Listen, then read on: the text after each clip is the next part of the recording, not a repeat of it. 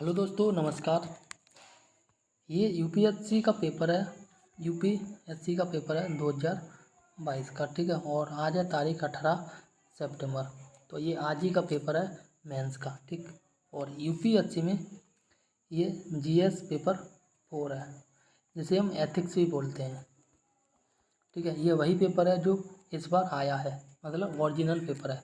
तो आज हम इसको देखेंगे और इस पेपर को देखने के बाद हम एक एनालिसिस करेंगे और ये देखेंगे कि इसी प्रकार के जो क्वेश्चन है वो यूपी पीसीएस के एग्ज़ाम में भी आते हैं। ठीक है। तो मैं आपसे कहूँगा कि अगर आप यूपी पीसीएस का एग्ज़ाम देने वाले हैं, जो इसी मंथ में लास्ट में होने वाला है 28 या सितंबर या 27 सितंबर से। ठीक है। तो इस वीडियो को आप ज़रूर देखें, क्योंकि यूपीएससी और यूपी पीसीएस का जो पेपर है, सिलेबस है, वो लगभग पूरा का पूरा सेम है। 99% सेम है, आपने देखा होगा। ठीक है। और बात अगर पेपर की जाए तो पेपर भी लगभग सेम आते हैं। तो अगर आप पीसीएस का पेपर देने जा रहे हैं तो ये वीडियो ज़रूर देखना। तो आइए शुरू करते हैं। पहला क्वेश्चन यहाँ कह रहा है कि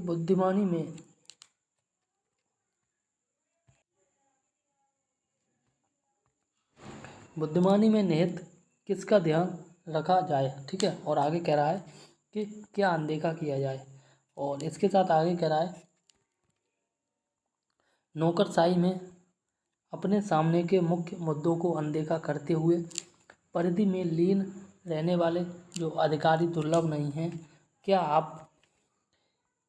आप इस बात से सहमत हैं कि प्रशासक जो सत्ता संभालता है, प्रशासक की इस तरह की व्यस्तता प्रभावी सेवा वितरण और सुशासन की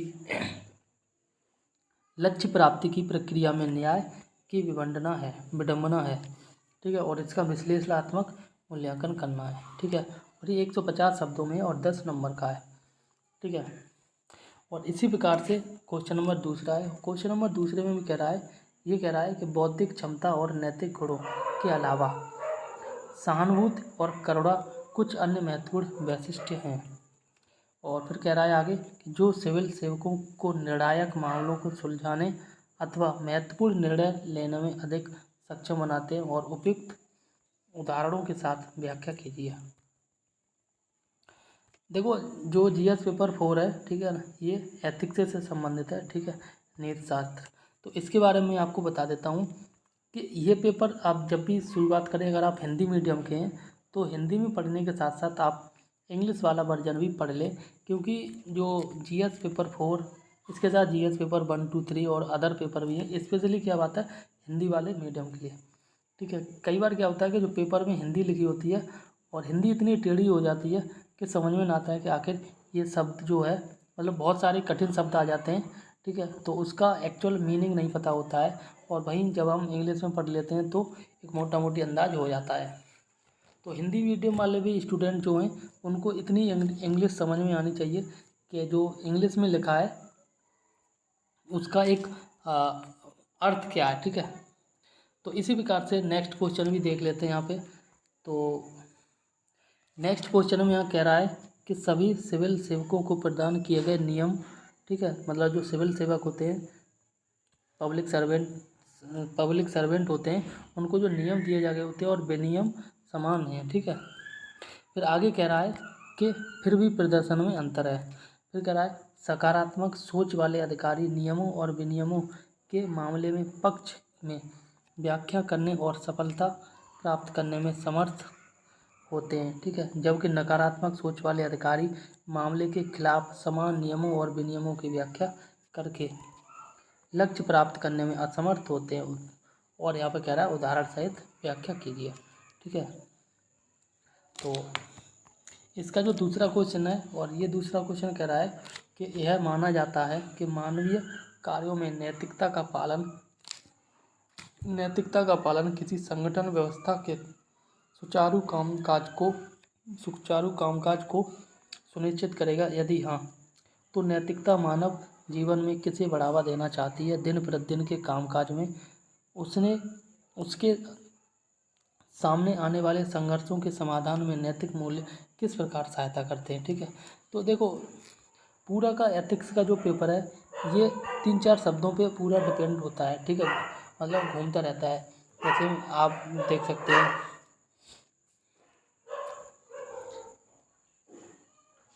जैसे आपका एटीट्यूड है, ठीक है ना, इसके बाद इमोशनल इंटेलिजेंस है, ठीक है, और भी इसी प्रकार के बहुत सारे शब्द हैं, इन्हीं शब्दों के इर्द गिर्द घूमता रहता है, ठीक है।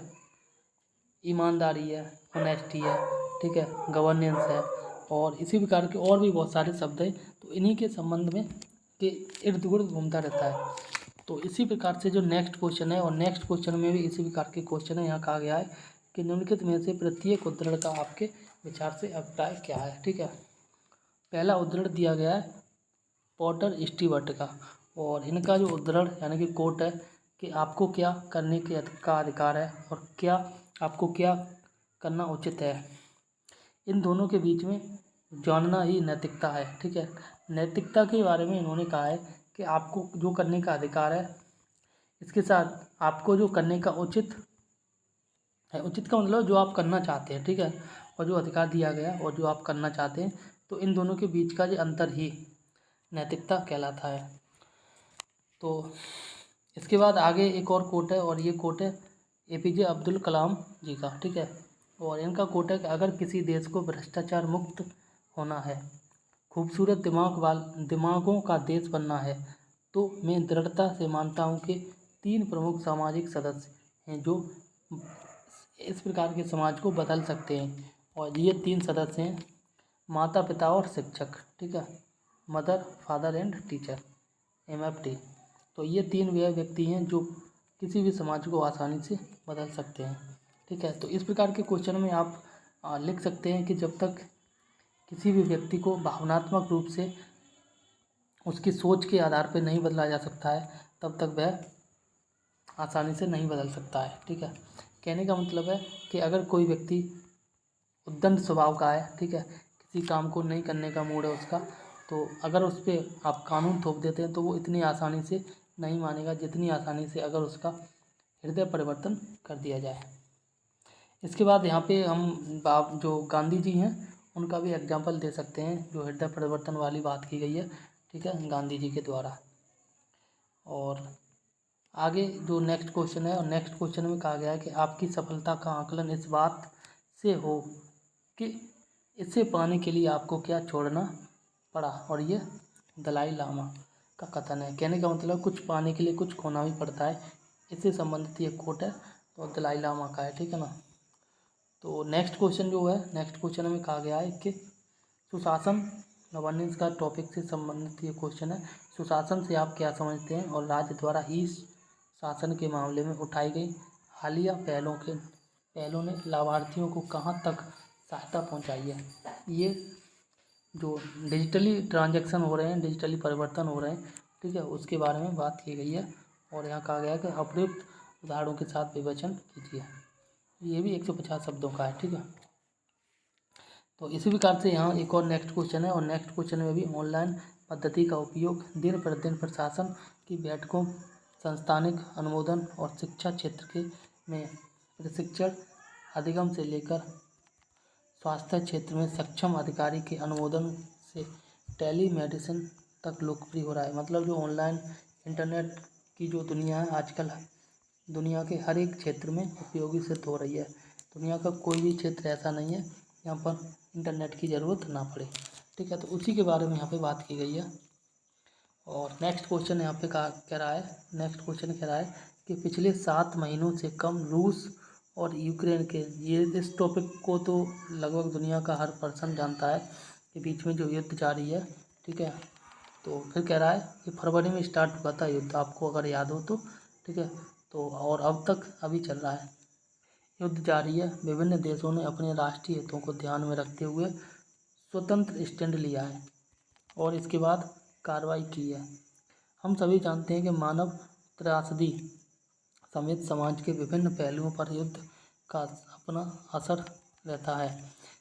वे कौन से नैतिक मुद्दे हैं, ठीक है, वे कौन से नैतिक मुद्दे हैं जिन पर युद्ध शुरू करते हुए, युद्ध जब शुरू हुआ था उस समय और अब तक इसकी निरंतरता पर विचार करना महत्वपूर्ण है।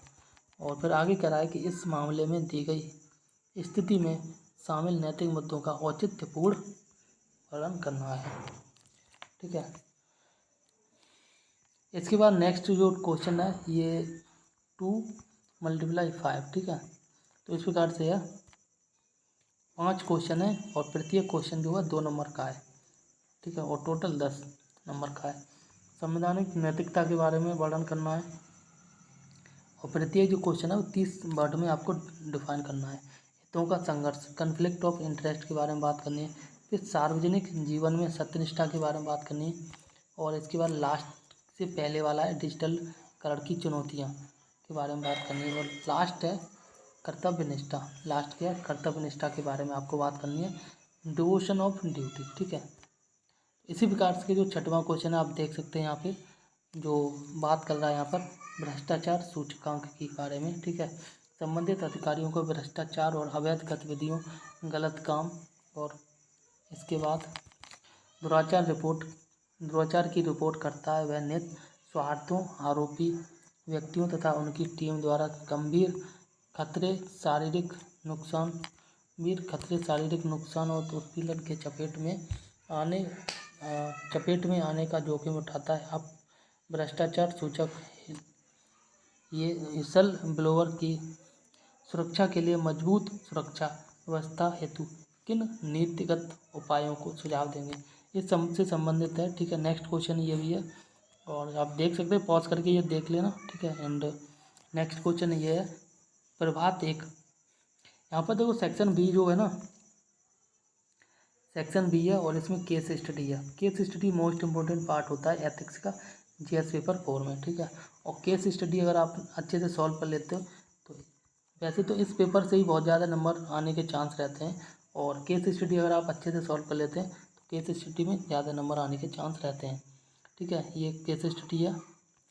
तो लास्ट वाली केस स्टडी में आपको डिटेल में बताऊँगा, तो ये आप देख सकते हैं और इसमें 3 क्वेश्चन दिए हैं केस स्टडी में और इस मामले में संबंधित नैतिक मुद्दों पर चर्चा कीजिए। और नेक्स्ट क्वेश्चन है कि उपयुक्त मामले में प्रभात के लिए उपलब्ध विकल्पों का आलोचनात्मक परीक्षण कीजिए और इसके बाद है उपयुक्त में से कौन सा विकल्प प्रभात के लिए सर्वाधिक उपयुक्त होगा और क्यों होगा। ठीक है, तो देखो केस स्टडी में जब भी इस प्रकार के क्वेश्चन आए ना, जैसे केस स्टडी ऊपर दे रखी है और इसमें ए, बी और सी इस प्रकार के क्वेश्चन आए तो ये मान के चलते हैं कि केस स्टडी है का जो लेवल है वो थोड़ा सा ईजी है।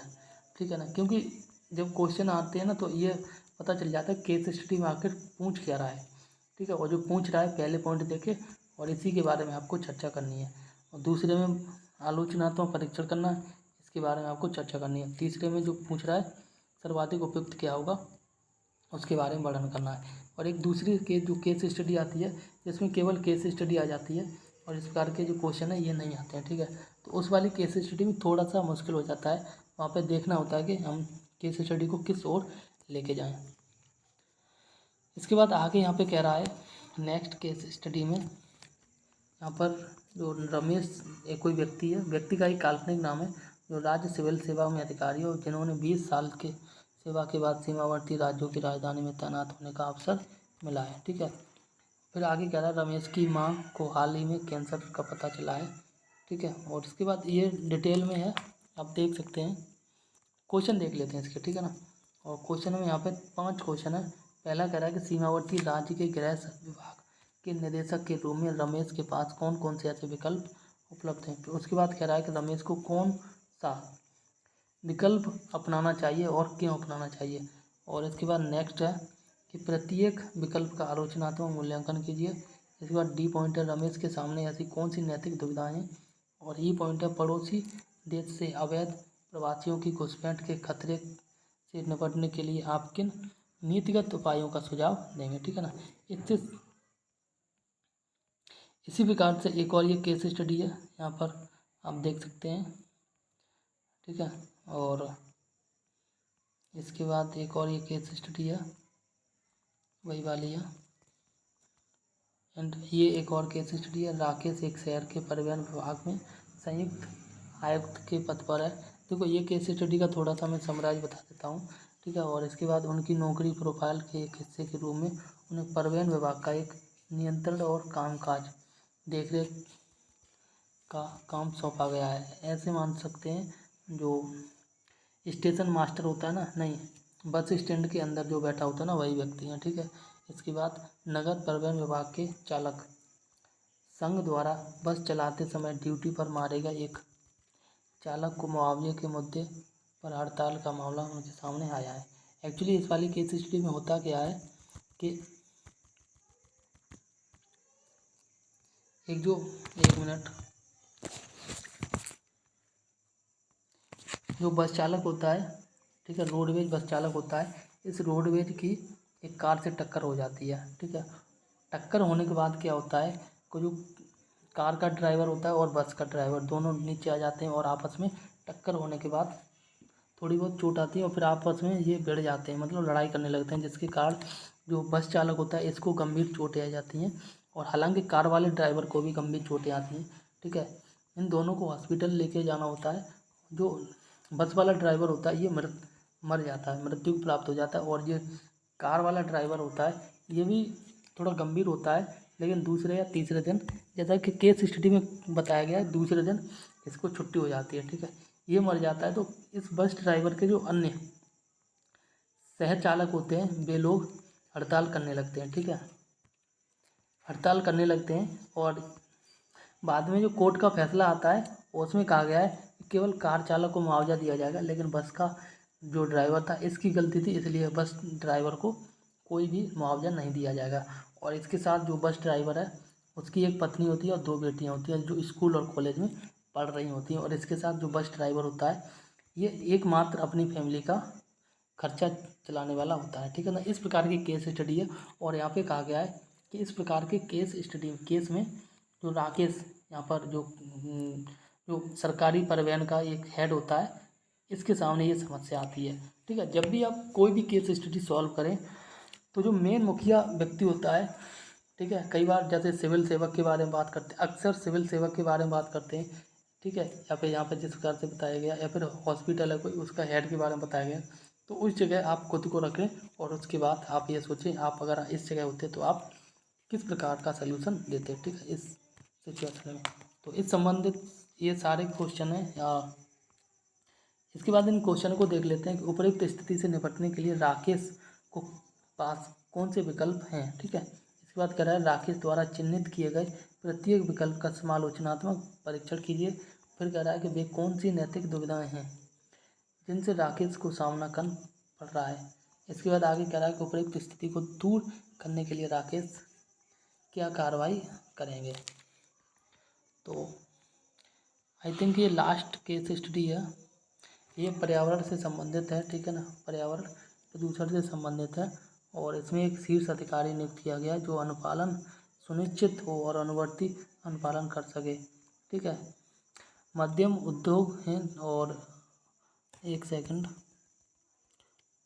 ठीक है, ये भी कुछ इसी प्रकार की केस स्टडी है। देखो अगर पूरी वीडियो बनाते तो काफ़ी लंबा हो जाएगा, मैं कोशिश करूँगा कि इस वाले जो पेपर है जीएस पेपर 4 इसके केस स्टडी वाले पार्ट को मैं अलग से बनाऊँ, ठीक है ना। तो